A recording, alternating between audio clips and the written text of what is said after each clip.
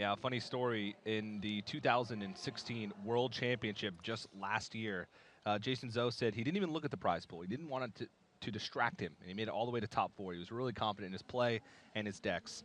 Coming into this tournament, after seeing his groups, JasonZhou said he only looked at one prize, and that's last place. Yeah. That's how grim he feels his chances are in this group, with everybody having aggressive decks and with him having an anti-control lineup. But right off the bat, and patches in the opening hand, we saw that a lot with X-Hope, and it didn't bode well for him.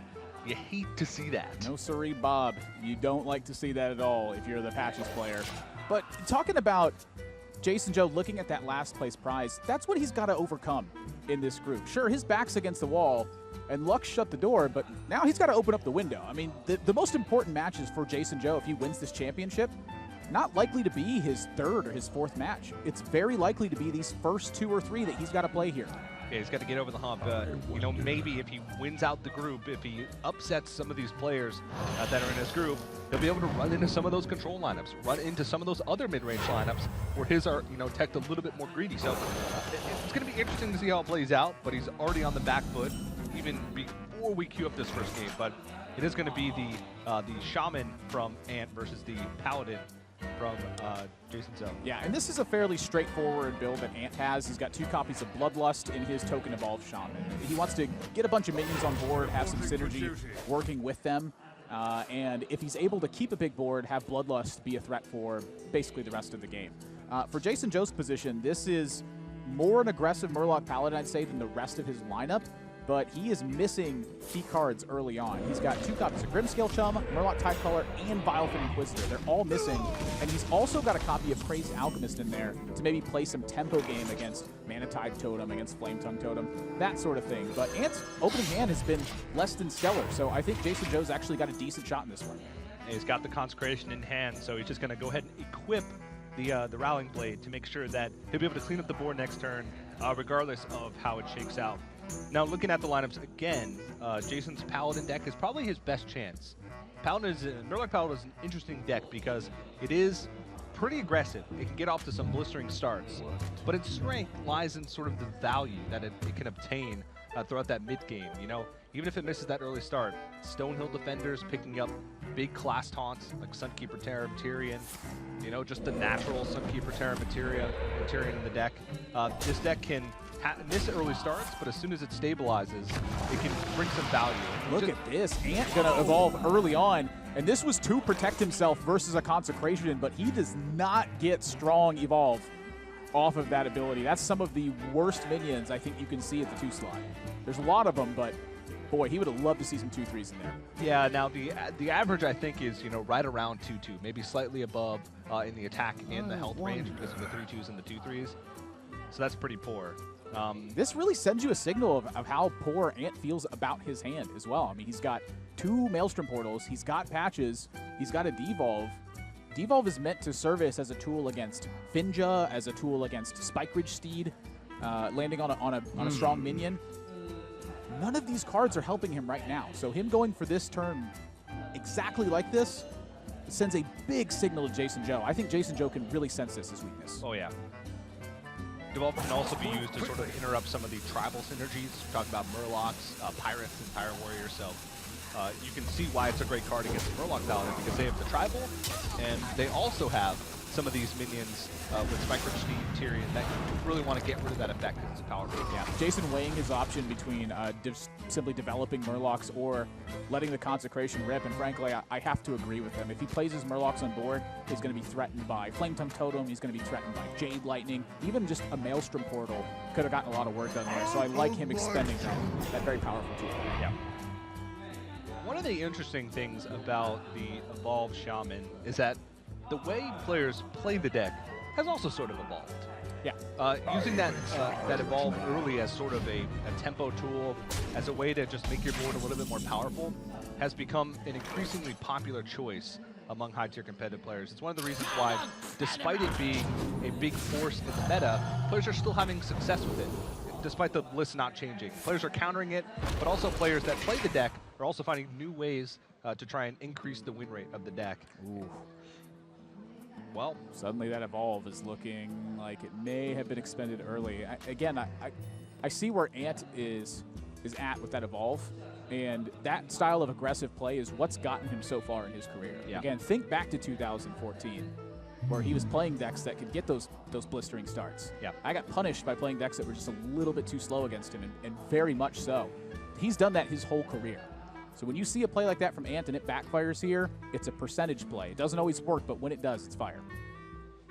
One of the things that when we were talking to Ant about sort of his, how he tends to go more towards the aggressive styles, is he doesn't think that he is tunneled onto aggressive play. He said that, he's perfectly comfortable playing control decks. He just prefers aggressive decks because he thinks that usually they're better situated. So look back to DreamHack Austin last year in 2016. Yeah. He was playing a more control lineup, as were most people. So, and he got top 16 in that event. So, there's a big difference between saying a player is an aggressive player over a player that just prefers aggressive decks because he thinks in tournament environments they're a little bit better most of the time. Yeah. And I have to agree with him in most situations. When you're playing against another strong player, how much of an edge can you really get in long games with lots and lots of decisions? They're on par with you a lot of times in that decision making.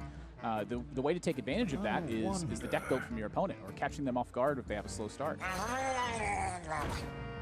This is a very threatening board coming out from JasonZhou. He actually had two great options from the Stone Oak Protector. Yeah, I like the Tyrion here because he's just got so much gas in hand for the next couple turns. Not really too much for him to think about on the minion front. I think he's got his plans straightforward. Second doppelgangster. Ant is in for a rough rest of the game. Yeah, that evolve, while his hand at the beginning of the game spelled, well, I'm not going to get much of a great evolve turn in this game. And then draws back-to-back doppelgangsters. Well, it's a strong devolve, but the problem is the follow-up to this devolve. It's there, but JasonZhou, he's got another Gentle Megasaur. He's got Spike Ridge Steed. He's got Blessing of Kings, and Tyrion is going to hit. It's a great turn this turn, but is this enough?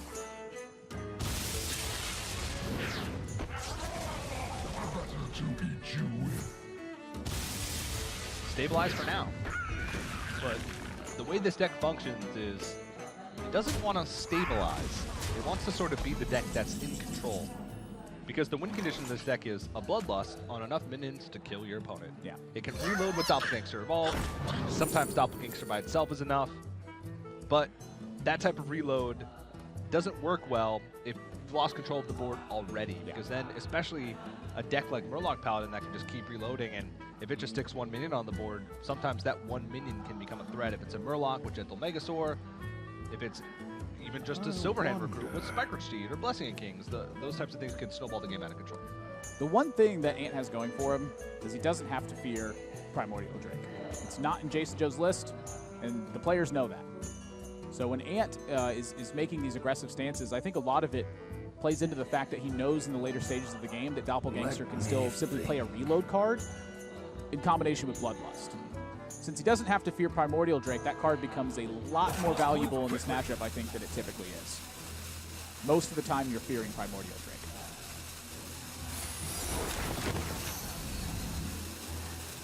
Redemption is the choice from the Hydrologist. Just going to allow him to keep a board, sort of at all costs. Also, if none of the minions are traded into this turn, then he's going to be able to drop Tyrion the following turn. Yep.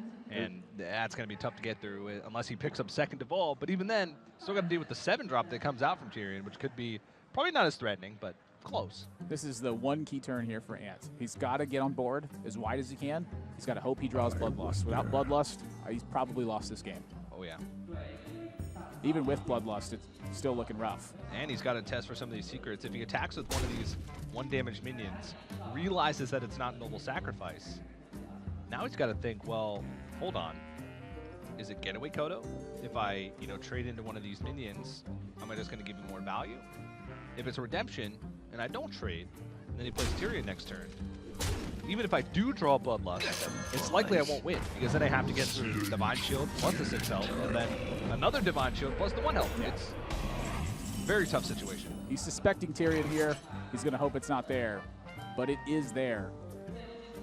JasonZhou's got better minion presence. He's got his tricks laid out. Ant's out of Maelstrom portals. 1 Devolve left in the deck. You know, I said he's Bloodlust, but Devolve actually may just be a better draw. Yeah, Devolve will allow him to push a lot of damage. I mean, he's got 6, 7, 8, 9, 10 damage. Wow, look at this. This is a deviation. This is just more health on the board that Ant has to get through. But You know, I'm a little bit surprised by this, but I think this actually is a stronger play, considering that this is 13 effective health right now, where with Tyrion, you're looking at perhaps less than that. With the 7, including the Divine Shield in the front half, and then 2 on the backside. with Bloodlust, I don't know. I think it's still a little bit, but yeah, I don't know. That's a tough call. Yeah, I think one of the nods here is that maybe Spike Rich Steed is tougher to use. definitely. If Bloodlust comes out next turn and is somehow able to get through Tyrion and clear the board, all of a sudden Spike Rich Steed has much less value. Look at these attacks from Ant. That is a lot of stuff to send to the grave. Yeah, he hasn't, from what I can remember, has not played a single Jade card this game. Not. That's so the first one. I was just going to spawn a 1/1. He is in a heap of trouble. He's got some health to work with, but health is the resource that the token shaman usually has plenty of, and a lot of times they don't win the game by losing out on the health battle. They win the game by losing the board and eventually just getting attrition out of the game. Yeah. And he's holding on to the second doppelganger because this may give him Evolve as a second form of fuel to get past this, but every single turn it's going to look tougher and tougher for him. Yeah. JasonZhou nowhere near out of gas. This is a big match for Jason for multiple reasons. He's had a ton of success domestically and internationally with a top 4 at the World Championship last year. Also, every single Chinese player lost their first round match. That's right. Every single one. JasonZhou, these hometown fans really want to see one of the Chinese players succeed. They don't have a representative at the World Championship yet, and so far in this tournament, they have not delivered. Yeah, and despite Jason's group and how tough it is for him, one of the big things to think about is the resume that he's got. You know, talking about his performances, he was, as you said, top 4 of the 2016 World Championships. He got first place at the Gold Series in summer in 2016. He got first place at the Gold Series in spring in 2017. He's moving earlier in the year. He wants you to know he means business sooner rather than later. He was a member of the winning team in the China versus NA 2017 event alongside EXO. He was first in the Hearthstone All-Star Invitational in 2016. This guy's been known for his Control Warrior play, thousands of games, where a big inspiration for that was Show. But he mentioned you have to be able to adapt to be a professional player. And adapt he has. You can see Control Warrior is missing from a lot of his lineups over the past, a year or so. He even switched up his strategy when he made it to the quarterfinals, or the round of 8, the World Championship last year on the main stage. Against Hamster, he knew he was going to bring a control lineup, so he brought an anti-control lineup. It was, really interesting to see him change up his strategy, even mid-tournament. That's how flexible this guy is. You don't have to be too flexible with a Tyrion on board. Nah. Tyrion's not very flexible either, but he doesn't really have to be. Yeah, this is wise for JasonZhou to just continue to choke out the resources from Ant. I mean, the way that you lose is versus Evolve Shaman is letting them have too much to do. A big Evolve could still change the scope of this game, but every single turn, that hope is getting thinner and thinner. Flametongue Totem helps, but it's not anywhere near close enough. And one thing about the Token Shaman is it just doesn't have resource generators. It's got Mana Tide Totem, and that's the only source of card draw in the deck. It generates resources by building up an early board and using that early board to kill you. Yeah, maybe a Stonehill Defender. Maybe a Stonehill Defender. That's true. That's about it. He's just won this game, so he can get a second one. But Stonehill Defender is not nearly as good in Shaman as it is in, say, Paladin. Yeah. So get cards like Alakir, Thing from Below. When you're this far behind on the board, none of those things seem that appealing. Still a lot of weak draws up in Ant's deck as well. I mean, you're looking at 2 Bloodsail Corsairs. There's a Firefly in the mix. There's still another Primal Thing. Bloodlust is looking like a miserable draw at this stage. And when you are out of draws and you say to yourself, I really don't want to see Bloodlust, you probably lost. He's fighting as hard as he can, but Jason has done a great job of minimizing this board from Ant. Oh, yeah. All that aggression, he may have been able to close the game by now, but this is effectively a close. Yeah. He's going to be able to clean up the board here, develop the Finja if he so chooses, which, I mean, he may as well. And then Ant has no doppelgangsters, one evolve. He's got one draw turn. Stonehill Defender's probably the best draw in his deck, but even then, probably not enough. If he does get Alec here, I mean, he could push 6. Well, he's got to have the mana to Alec here, too. Stonehill costs 3 to lose 7 floating. If he can find a way to deal 2 damage, no. If he can find a way to deal 4 damage and then draw Runner, Stonehill Defender into Alec here, and Flamesong Totem. And somehow not die during that. And somehow not die with 18 health and an Ashbringer equipped for JasonZhou. And maybe he's got a chance. Yeah. But JasonZhou says, I'm not going to take a point of damage. What's the draw going to be? Thing from below. No dice. No dice. Blessing and Kings on Finja. Run it over. Actually, probably not even. That'll kill off Finja. I mean, at this point, he's got a ton of ways to win. Blessing Kings keeps it alive, actually. 7 power. 7 yeah, you're right. Yeah. Crazed Alchemist. We were talking backstage, and Admiral showed me a list that he was cooking up with Crazed Alchemist and Control Paladin. I think Crazed Alchemist deserves at least 1 slot, maybe 2 slots in almost every Paladin deck. Kills Doomsayer, kills Totems, Flame Tongue, Mana Tide. Also, one thing that you mentioned, give it to him, Admiral. Spike Ridge Steed on a Primordial Drake. Bam! That's 14 points of damage. 14 points of damage flipped around with a Crazed Alchemist. I heard and I was like, why haven't people been doing this already? It does have some weaknesses, but yeah, it's a Crazed Alchemist. It's a Crazed Alchemist, but you know. It's great versus aggro, dude. You flip that Bitter Tide right to an 8/8. Bingo. Aldor Peacekeeper first, then flip it around. I got 1 health. Did it after a fair number of times as well. Yeah, this is a shutout here for Jason in game number 1, and looking at a 1-0 lead. So Ant's going to have to go back to the drawing board and figure this out. Now, this was the one deck from JasonZhou that we all thought was going to perform fairly well versus Ant's lineup. I think this is by far his best chance to win, but the rest of these decks are very much susceptible to aggressive starts. And that was with a poor opening hand for Jason, too. Yeah. Pretty poor opening hand for Ant as well. So it's, you know, those are the types of matches that I like, where both players have great draws, or where both players have, you know, pretty subpar draws. Equal draws. Equal draws. Yeah. Equal draws in any case are the matchups that I like to see. And you can definitely see that, you know, Ant maybe had a little bit less of a bad hand. Well, that evolved early on. I mean, if he had saved that, would that have changed things?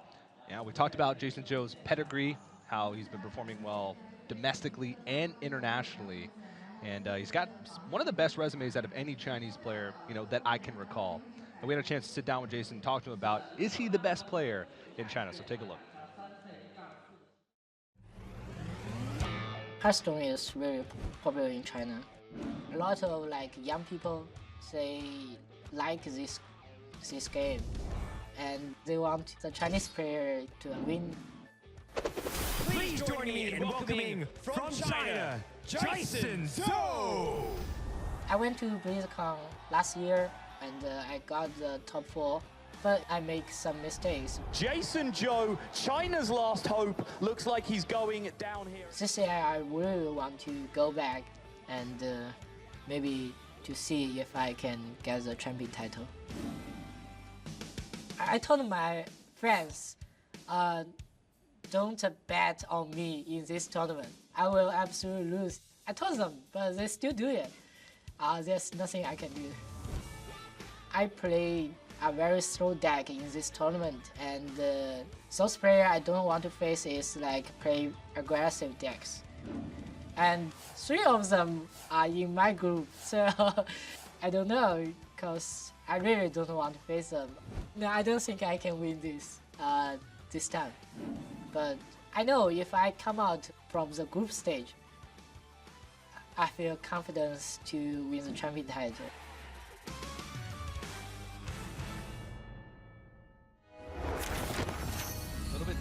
A little bit strange to not see the confidence coming out from JasonZhou. You know, he's a guy that has a little bit of a swagger about him, and he's a guy that likes to hold swords. Same. Yeah. He's definitely a confident guy, but very real also in his approach. You know, not afraid to tell it like it is.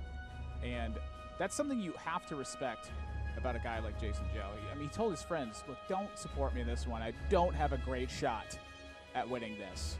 But so far, he's up 1-0 Yeah, over one of his absolute nightmare matchups in lineups. His whole group is sort of a nightmare matches, but we have a ton of fans here to watch some Hearthstone, and they're having a little bit of fun. I love the energy of some of these fans. And you can see here we have a little bit of an ungoro set, lots of selfies going on, and we're selling some swag here at the event as well, some Blizzard swag. So it's definitely not just a spectator event, but it's a real just event as a whole, you know? Yeah, and that's part of what I loved and what's kept me playing cards for so long is that community feel. Being able to show up at an event with individuals around me who share that same passion about the game. These guys have been loving the home advantage for the Chinese players as well. You can hear the roar of the crowd when they step out there, and it's such a wonderful thing to be a part of. The biggest roar we heard was when X-Hope was playing, and he got Vicious Fledgling, and he had lethal on board regardless.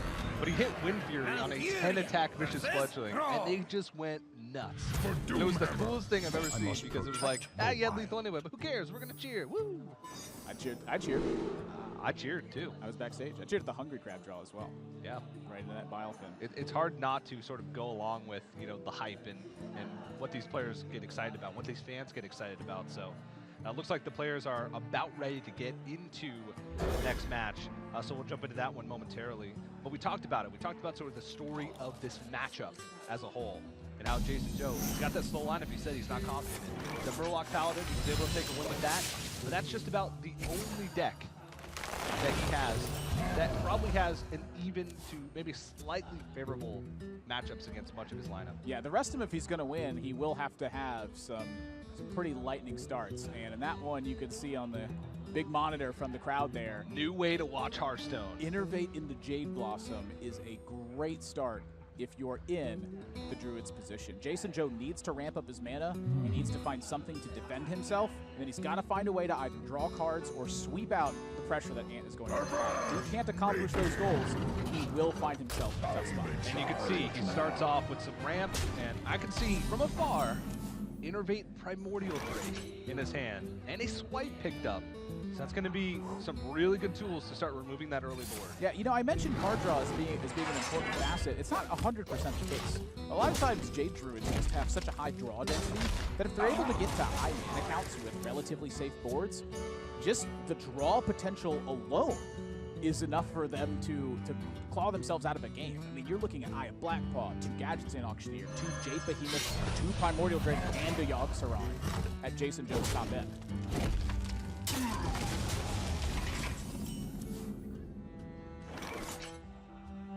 Sort of get a glimpse here. JasonZhou picks up the Feral Rage. Good card to stabilize, maybe start removing some of that early board. He's still got a little bit of ways to go before he can drop down that Primordial Drake, but once he does, it's going to be really tough for Ed to get through. He does have a copy of a Devolve in his hand. Apologies. To try and get through it, maybe remove the taunt, but I mean, with a big drop like that, still got to deal with a 7-drop on the back of it. It looks like he's got Evolve in hand as well and just picked up Bloodlust to go with it. So if he can start getting the board rolling, then he might be in a good spot. He's going to bring out the Manatide totem to start things off, pick up some more resources. He can pick up Doppelganger, so that'd be a great way. Now that Manatide is a significant threat to JasonZhou. In this matchup, one of the ways that he could fall behind in this matchup is Manatide just cranking out every resources turn after turn and leading to positions where Ant has all the combos he needs to keep pressure on JasonZhou. So wise of him, I think, to use Feral Rage as simply a removal tool here, not worry about extending his life. Just make sure that Ant has the toughest time as possible putting together those combos. We need to zoom and enhance. Just look at how fast this is. Yeah. I can't even see the players. I just want to ride around on the kid. Just hop on the kid. Cowboy hat. You're like, woo! That's Primordial Drake. And that's a nearly clear board. That's going to be really tough for Ant to get through. Jade Lightning, not the worst pickup here, but JasonZhou's starting to get over that hump. He's got some powerful tools left in hand. And remember, Ant is the one who's got to apply the aggression. As time goes on, JasonZhou's in a better and better position. How do you apply pressure when your board's been ripped apart this way? Yeah, really testing our card recognition skills. big hunk of green. Probably Jade Lightning. Have you ever minimized the window as small as you can and tried to play, like in windowed mode? No. I have. It's very difficult. That's what we're doing now. He's taking a risk here. He's loading up the board right now in anticipation of landing what looks like a devolve and an evolve in the same turn. And that's a really interesting play here because it leaves him at risk of second Primordial Drake or like a double swipe, something in that vein. But the other thing it does too is it plays right into JasonZhou's single removal in this situation. He's going to lose all of his doppelgangsters because he chose to do this. I think he realized that if he waits one more turn, I mean, if you look at his hand, it's a lot of situational stuff. He's got Devolve, Jade Lightning, Bloodlust, Evolve. If he waits one more turn, it's likely that JasonZhou just develops, and then there's really no hope for Ant to even have a semblance of hope of coming back. Yeah. It's tough, but it's hard to say if that's the correct play or not. He's able to get through the Primordial Drake, but at what cost? Frankly though, I have to agree with what you're saying. I mean, if he allows JasonZhou to just have a free turn to get stuff on board, when does the Doppelgangster Evolve actually pull it back in? Because JasonZhou is so far ahead on board at that point, he can just whittle down the minions as he pleases. And in this situation, had Ant drawn a second Doppelgangster or drawn Stonehill Defender, he actually might have gotten a board going. Yeah. Hey Nathan, look at the top left of your screen. That's me. That's you. Hey guys. Ant's Jades are getting pretty big though. That's true, but he's going for the Evolve right here. That's a Doomsayer! And he's going to be left with 2 Devolves, a Bloodlust, and a Maelstrom Portal. And look at JasonZhou. Take a swig of the water, take a step back. He knows he's in great shape after that Evolve. Yeah, now one thing that we do have to note about this is Jason needs to forego development this turn, and he doesn't really have anything to play outside of it. He can try and draw a card with the Wrath. I mean, is there any situation where he just jams his Aya here and tries to, you know, get the Death Rattle off to effectively ramp his Jades? It's not unreasonable even to do that, because you end up with a minion on board, and he's got plenty more Jade stuff in the deck. Like, yeah, I don't think he has to do anything, but it's not unreasonable to play Aya. Yeah, he's also got Yogg-Saron, which is basically just a backup plan if things go awry. At this point, it doesn't look like they will, and is starting to run low on resources. JasonZhou can probably smell blood in the water at the fact that Ant's got a lot of situational cards. He's been playing off the top. He's been playing, you know, a little bit off. It's been floundering. He has, yeah. Triumphant Totem is a very weak reload, and that's a totem up. I believe that's a thing from below, so that's pretty good. And he's got a Maelstrom Portal just for the pressure, and this is really smart from Ant. He's got Bloodlust in hand. If he draws another Bloodlust, I mean, that's a ton of damage if he's able to pull that off. I mean, is this a spot where JasonZhou looks at this and goes, man, he could easily have 2 Bloodlusts in hand. He didn't use Devolve on the Primordial Drake. Yeah. He hasn't had really a chance to use those cards. It could very easily be 2 Bloodlust in Ant's hand right now, so JasonZhou's got to figure something out. Yeah, he does have Yogg-Saron, but he's lacking Rule right now. He's got Feral Rage and a Jade Spirit far left, so we can play the Jade Spirit and then go with a Feral Rage, but actually he's just going to go ahead and draw. He's gonna Feral Rage for armor on this turn to attempt to protect himself with the intention of moving into Yogg-Saron, it looks like. Wow. It's crazy that this game has come down to JasonZhou maybe having to go for a Yogg-Saron. It looks like another thing from below. But Bloodlust is 15 damage right here. I don't know if Ant can pass that up. 15 points of damage plus 7, 8. So 23 points of damage on the board. An Enchanted Raven on the far right, a thing from below on the far left. Yeah, I mean, that's the, you know, it's one of the mistakes that you see the most with Bloodlust is players not seizing the opportunity when they can. Well, I know that sound anywhere. Yeah, that's a Bloodlust.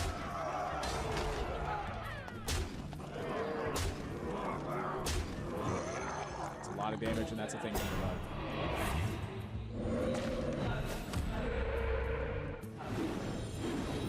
I can't hear what totem that was, but I guess it's spell power. Sounded like healing to me. Oh, that's Yogg-Saron. All right, try and cast with this just sound only. Fourth lightning, maybe?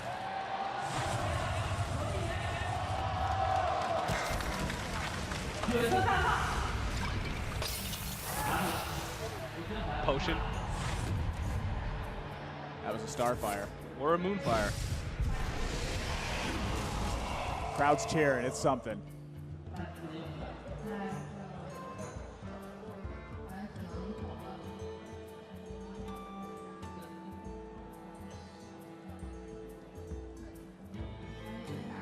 Remember that time in China where we had to cast a yogg-saron with holy sound? I do. Welcome to Radio Stone. Time waits for no one. I concede. Well, that's a concede. Wow. No, we apologize for the technical difficulty up here. We had our feed frozen, but that had to have gone awry, if that's a concession at the end of it. Awry for somebody. Yeah, but that was Malfurion conceding, not Thrall. So Ant ties up the series 1 game apiece, 15-point bloodlust towards the end. I mean, that game looked like it was slipping away. Yeah, the crowd was going nuts at the yogg-saron, so, man. We heard a couple spells, but it looks like they weren't enough, and it's kind of crazy to think about Ant's opening hand, the Primordial Drake coming down with the Innervate, and he was still able to find a way to reload the board and piece together enough damage with Bloodlust. And that's with that Doppelgangster he played. Honestly, that Doppelgangster played a big role of disruption by forcing JasonZhou to pay attention to the board. Him having to pay attention to the board made him forego development. It gave Ant another chance to get on board, and eventually it led to that Bloodlust turn, even despite the Doomsayer from his own Evolve. Yeah, and Ant now taking a win, tying up the series 1-1, and has won the hearts of a lot of fans. And we had a chance to sit down with Ant, get his thoughts on the tournament coming up. So take a look. I stream 6 days a week. Hey, hello there. Welcome back to my stream. Streaming's probably the thing that I think keeps me happy the most. Yeah, I mean, I make money from it, but it's not really like the main reason why I do it. I've kind of, built up the followers and have this community, and people, just want to experience Hearthstone with me. They love when I do the card invitations. Who dares summon me? I think someone on my Twitter requested Stormpike Commando. I got a huge gun. I've got a huge gun. Flame Imp. I'll get right on it. Yeah, I'll get right on it. Oh, Manic Soulcaster. It only costs my soul. It only costs my soul. This is a little bit weird, but I mean, I still love doing this. Leroy Jenkins. The end is coming. The end is coming. Tide rises. Tide rises. I used to be scarred by like SI Agent. This guy's toast. Because I used to only play Zoo in 2014. So anytime I heard, this guy's toast, it's like, oh no.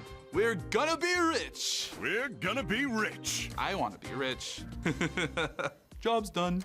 Ant has just booked his ticket to Shanghai, China. Look at that relief on his face, the excitement on his face. Yeah, I can absolutely feel the support from my community here in China. My goal here is to win. Like, why else am I here?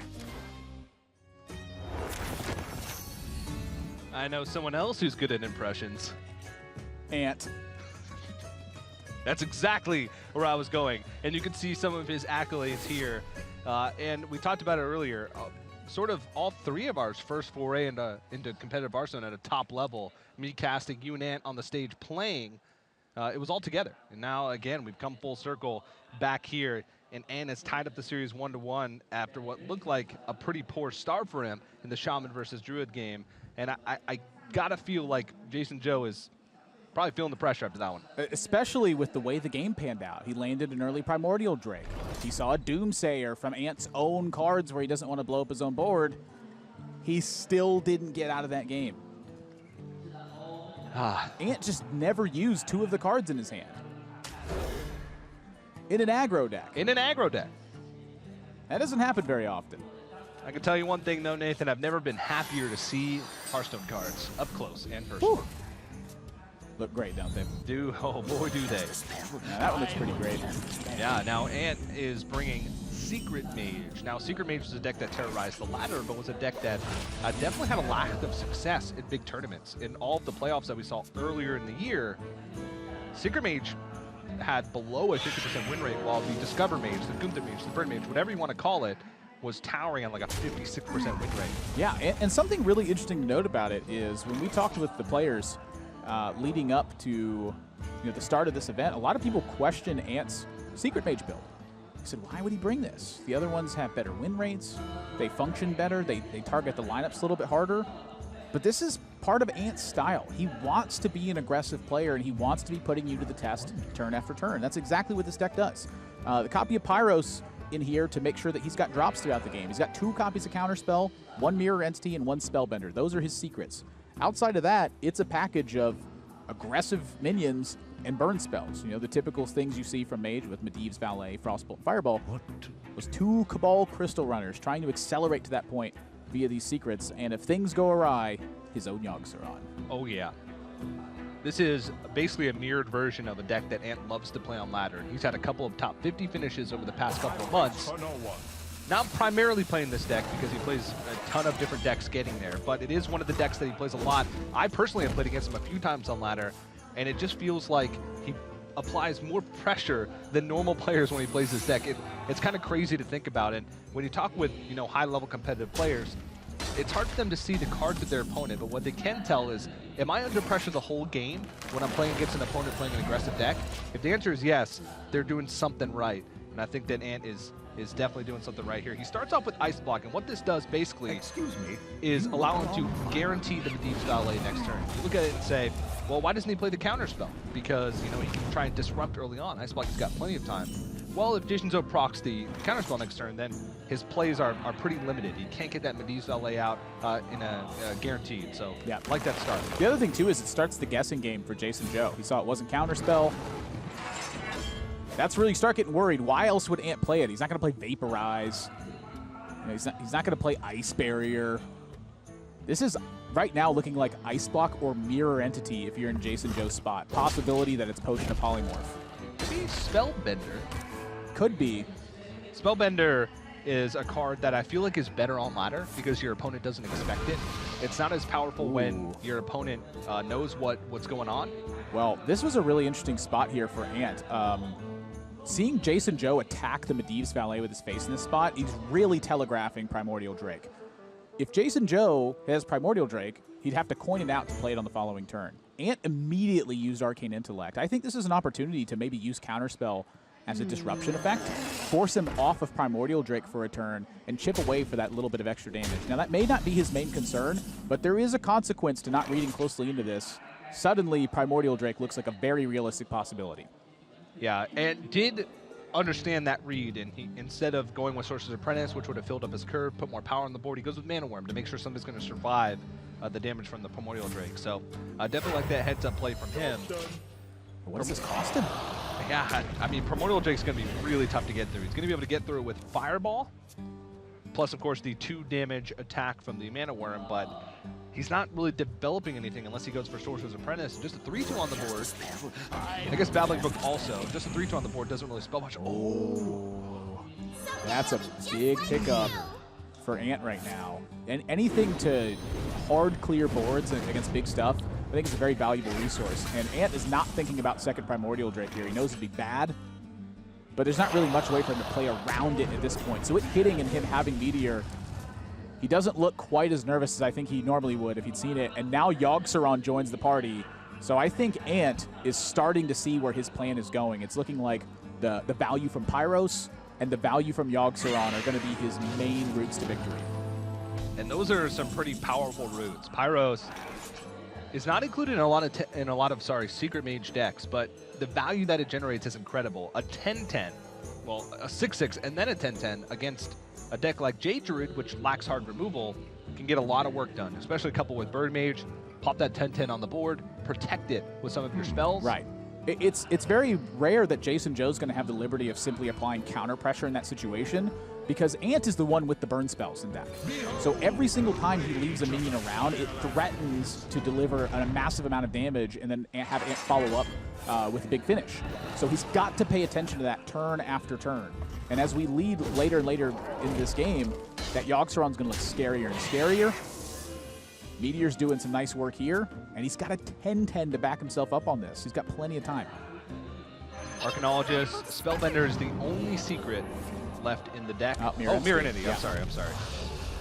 Mirror Entity and Spellbender, the only secrets left in the deck. You see JasonZhou shifting around in his chair after seeing that meteor.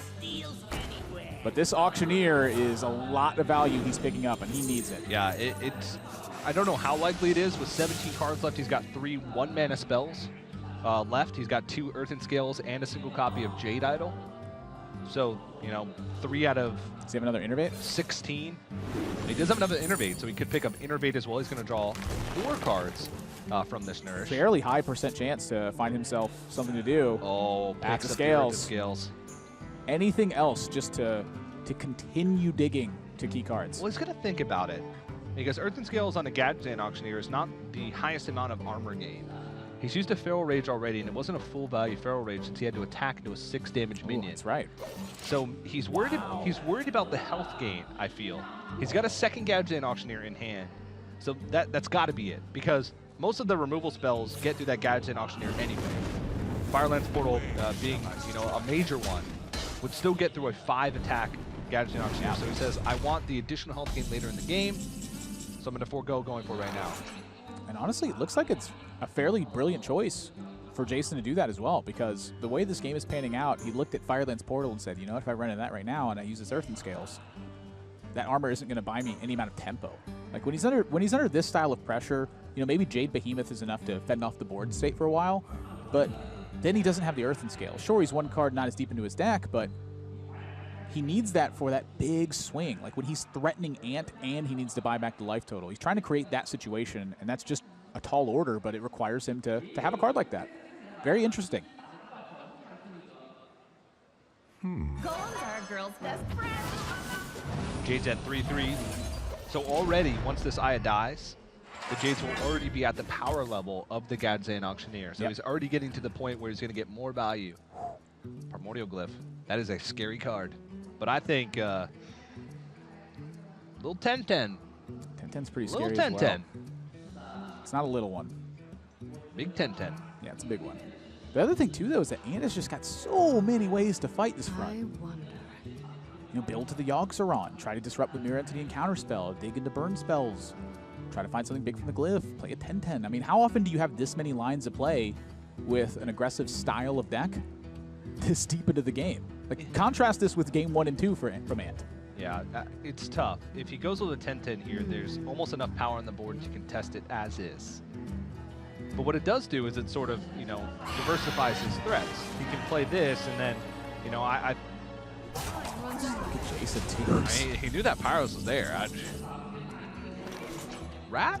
Well, he can't handle it. He can.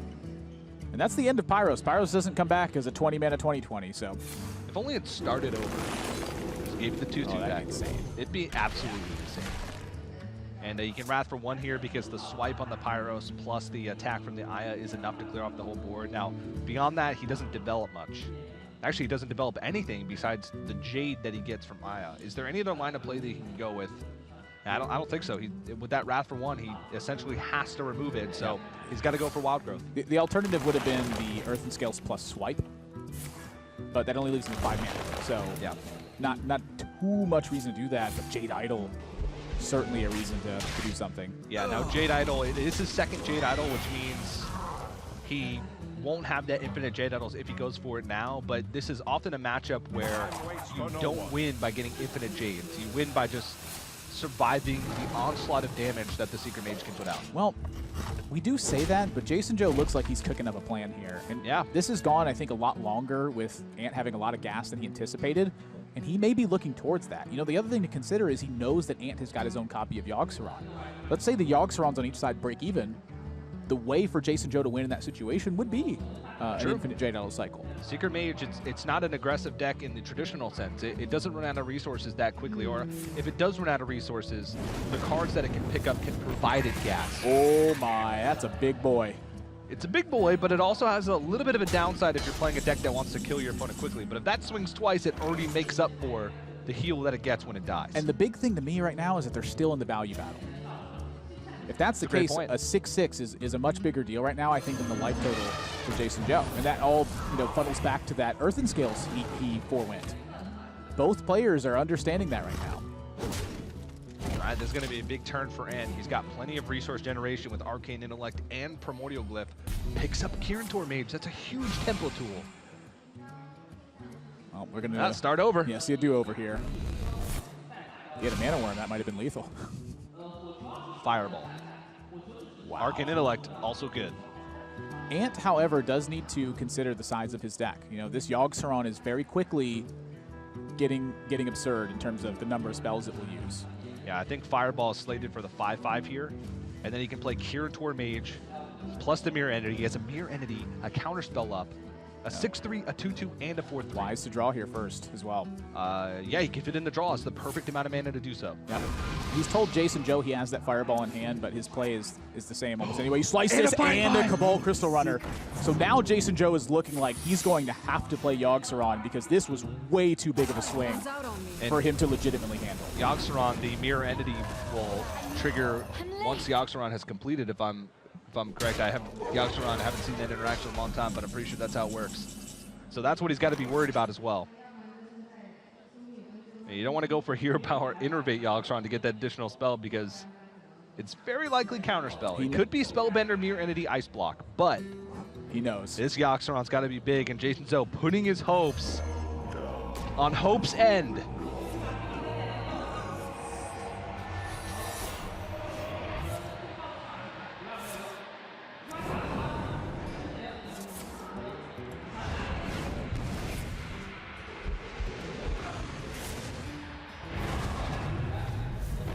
Safeguard the land.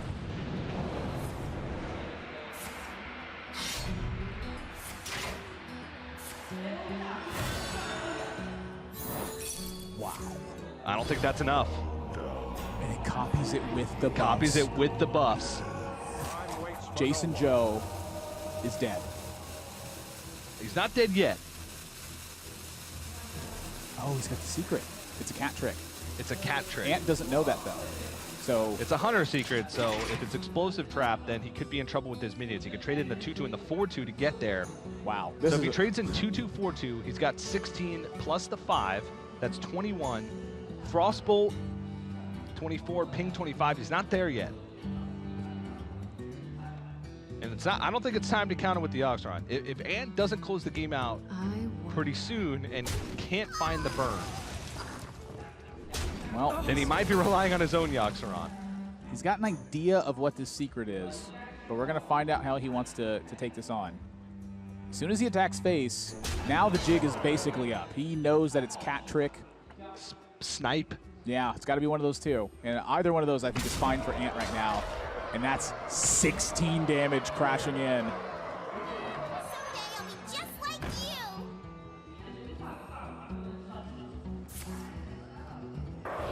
A little bit curious about that Frostbolt. Yeah, I don't know about that one. Maybe he had the read that it was snipe. Well, he saw it wasn't snipe when he played the Sorcerer's Apprentice. Oh yeah, he did. So he knew it was cat trick. Oh, he has some armor gain.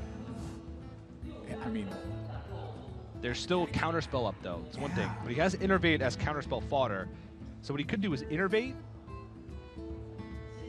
Jade Spirit, and then Earthen Scales on the biggest Jade. That's a lot of gas. So right now his Jades are at 6/6, so it would be a 7/7, so he would gain 8 armor, then 9 armor. He's taking 24 on the backswing though. He's gaining 7.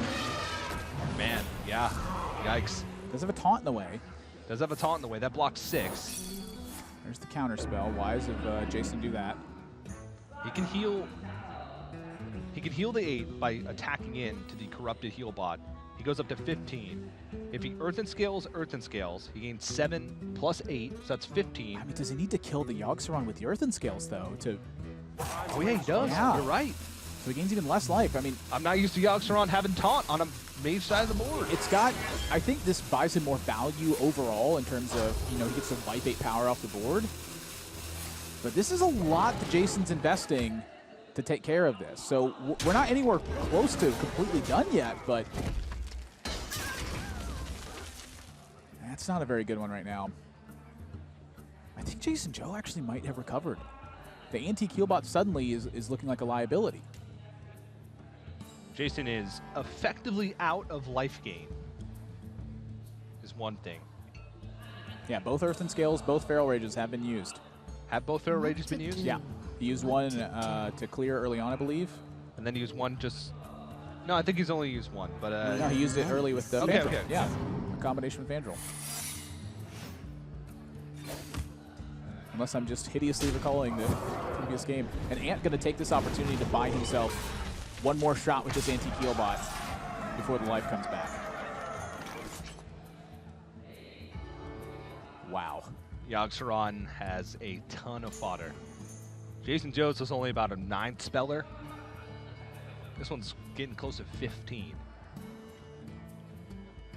I mean, he's only got 8 cards in his deck, so that means he's used the double primordial glyph, fireballs, frostbolt, 5 secrets, 6 secrets. The extra primordial glyph.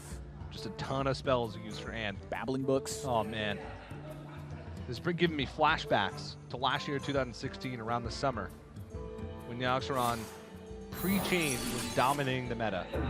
JasonZhou throws away his other Jade Idol. I mean, at this point, I don't think it matters. Ant's got 1 card left in his hand. It's been in his hand since the beginning of the game. JasonZhou's got to have a read on what it is. He's got to build up as big of a board as he can.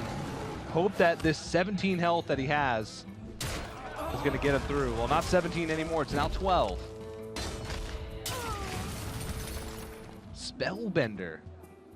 Well, I think it's only time for one thing. Yogg-saron, JasonZhou gives a smile and sits back in his chair. Let's see how this one plays out.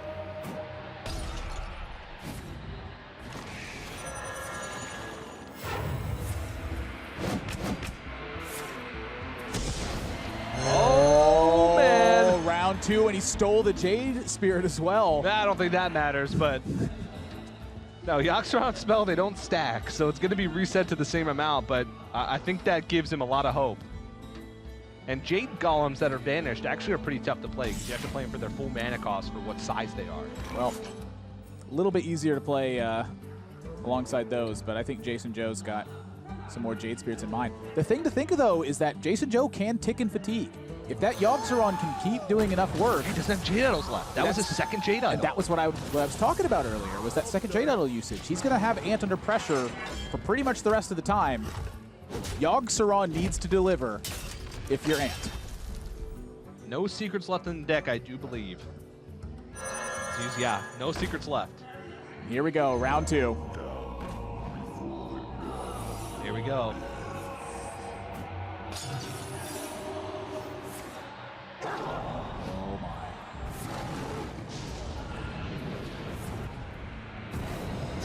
Base damage.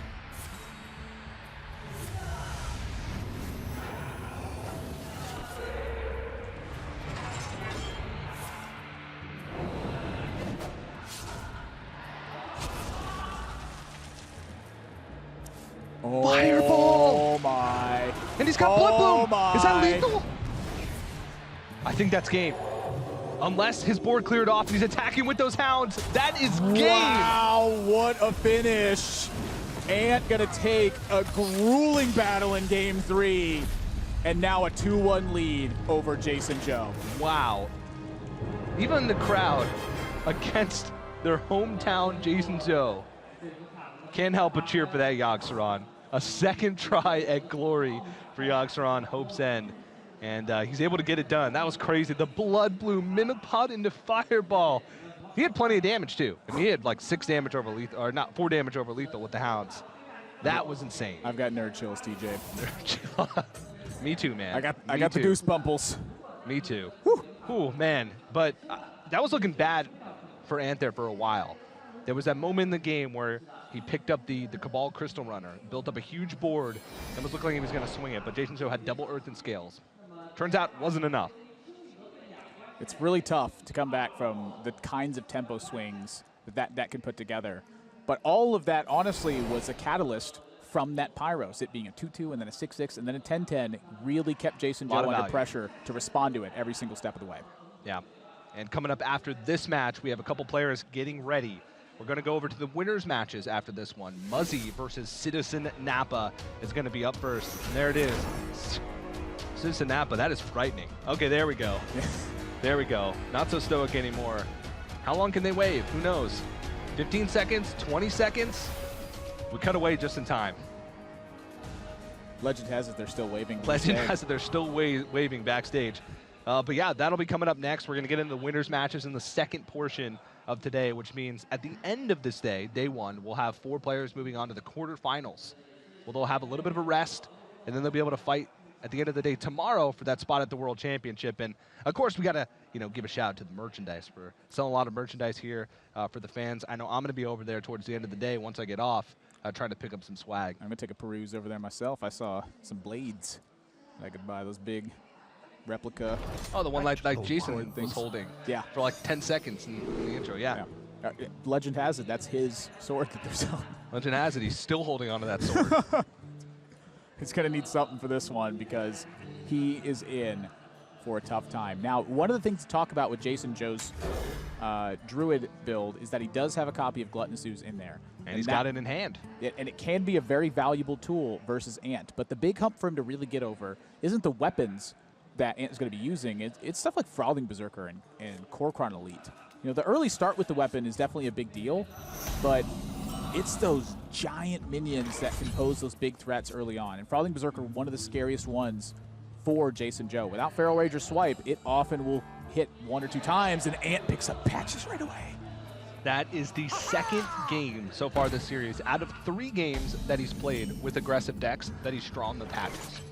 So really rough for him. That is now 4 patches that we've seen drawn in the opening hand this tournament, and that's just the ones that I can recall. There could have been, other ones if I was walking backstage or something, but, one thing is some players still have sort of a misconception about the... Hang on. Okay. He's not going for the Fire War X. Well, as I was saying, some players still have the misconception of the Jade Druid versus Pirate Warrior matchup. It's very close to 50-50. All statistics will tell you is very close to 50-50 matchup. Despite Jade Druid traditionally being weak against aggressive decks. One of the reasons why is because Pirate Warrior tends to run out of resources quickly, and as long as you can stabilize in 1 turn with armor gain or taunts, you're fine as a Jade Druid. I'd still say it's slightly Pirate Warrior favored, but especially with this opening hand from Jason and this opening hand from Ant with patches drawn, JasonZhou looks like he's going to be home free. It's not even that the patches didn't come out of the cannon, so the patches taking a spot in the hand. That's really the big one to look at here. And Ant, though, he was wise enough to play the Frothing Berserker first. He knows if that goes unchecked, that's a route to victory. And it looks like his focus is going to be on maintaining that Frothing Berserker as long as possible. That means keeping the South Sea deckhand alive to continue to chip away. It means threatening to have that as trade damage. Even if Gluttonous Ooze hits here, how strong against him is it? He's still got Heroic Strike in hand to handle that and continue to push that Frothing Berserker. That's true. If he Gluttonous Oozes here, he gains 3 health, but then it has to attack in to the South Sea deckhand, which, minuses him 1 health. So at the end of the day, he's looking at a ton of damage from Frothing Berserker, and not the most powerful board on his side. So the other thing too is imagine he Gluttonous Oozes and then Arcanite Reaper hits later on. Yeah, it's tough. You're gonna wish you had it back. Maybe he just goes for Aya here, but if he goes for Aya, Ant's got a pretty easy way to remove at least some of that, and then he can push more damage with the Frothing Berserker. He's only at 21. This Frothing Berserker is getting scary, Teach. There is no way for JasonZhou to even touch it right now. He's going for Earthen Scales now. And the Earthen Scales plays right into the Heroic Strike from Ant. This is bizarre considering he's got 2 6-drops in his hand that are more powerful than the Gluttonous Ooze. He's doing this because he wants to try and contest the Frothing Berserker. That's the only reason why he's doing this. It's not the most efficient health gain, but he realizes I don't have a single removal spell in my hand for this Frothing Berserker. If I don't get this bad boy up to 4 attack, it's just going to run right over me, and I'll be able to continue pushing damage. See his reaction to Heroic Strike. Kor'kron Elite would have done it, and the copy of Mortal Strike would have done it as well.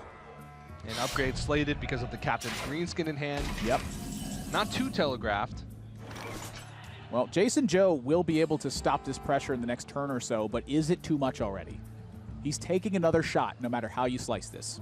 He needs armor gain, he needs Primordial Drake, he needs Jade Behemoth.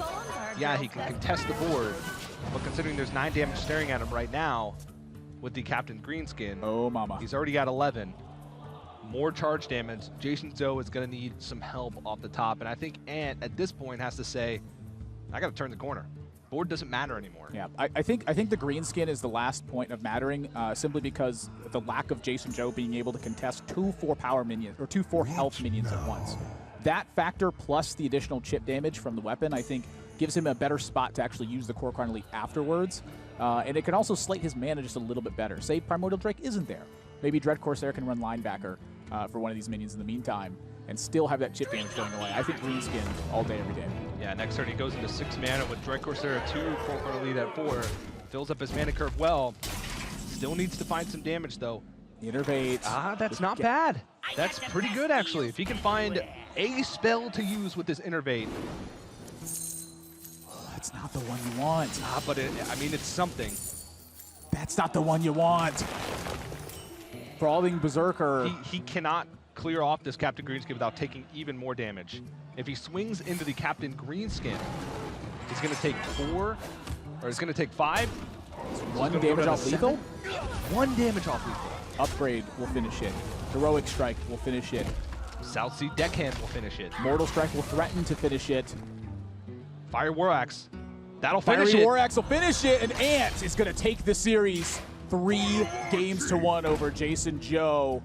What a set between these two, TJ. This was fire. I'm kind of stunned right now. That series was much closer than, I thought it was going to be. JasonZhou, he had a significant lineup disadvantage, but he was able to make those games pretty close. I mean, that last one may not have been close unless a